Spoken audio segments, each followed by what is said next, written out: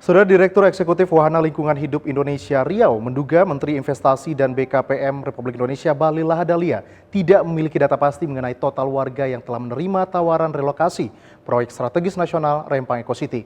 Hal ini didasari tindakan Badan Pengusahaan Batam yang terkesan terburu-buru dalam melakukan klaim data warga penerima relokasi hingga saat ini. Direktur Wahana Lingkungan Indonesia atau Walhi Riau Boy Evan Sembiring menduga adanya kesalahan data yang diberikan BP Batam kepada pemerintah pusat terkait jumlah warga yang disebut telah menyetujui untuk relokasi demi realisasi proyek strategis nasional Rempang Eco City hingga saat ini. Hal ini berdasarkan pernyataan Menteri Investasi dan BKRM RI Bahlil Lahadalia dalam kunjungannya ke Batam Jumat kemarin.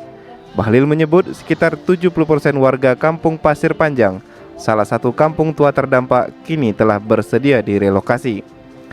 Boy Evan Sembiring menyebutkan data tersebut sangat berbeda jauh dari data yang berhasil dikumpulkan oleh tim advokasi kemanusiaan untuk Rempang yang mencatat lebih dari total 139 kepala keluarga, hanya sekitar 30 kepala keluarga di kampung tersebut yang telah mendaftarkan diri untuk menerima manfaat relokasi dari pemerintah.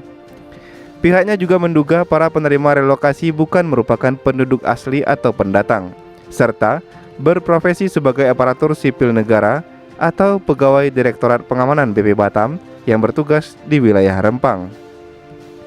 Untuk itu, ia mendesak agar BP Batam dapat terbuka mengenai data penerima manfaat relokasi, di mana hingga saat ini 109 kepala keluarga lain masih tetap menolak wacana relokasi di Kampung Pasir Panjang.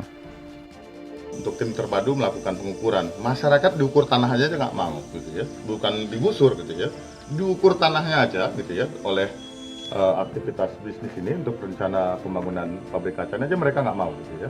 Jadi bohong besar, gitu ya, atau keliruan besar kalau Bahlil bilang tanggal 7 itu ada miskomunikasi karena masyarakat merasa digusur, bukan, gitu ya, masyarakat nolak tanahnya diukur, dan itu dasar mereka menolak proyek strategis nasional ini. Kami nggak yakin gitu ya, data yang disampaikan BP Batam atau Rudi sempat ketika sosialisasi minggu lalu mobil busnya aja nggak terisi, ya. Dari mereka ngirim berapa bus gitu, yang terisi cuma 1 atau 2. Lalu mereka bilang 100% warga Pasir Panjang setuju. Nah, lalu Bahlil bilang ada 80%, ya.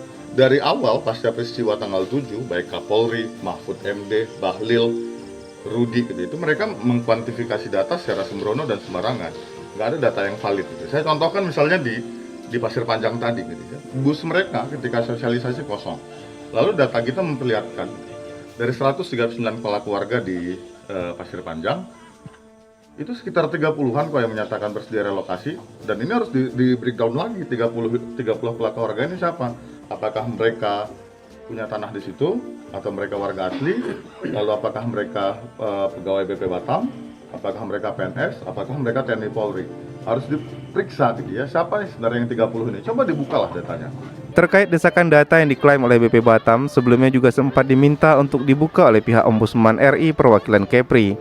Namun hingga saat ini, pihak BP Batam sendiri masih belum dapat merealisasikan hal tersebut.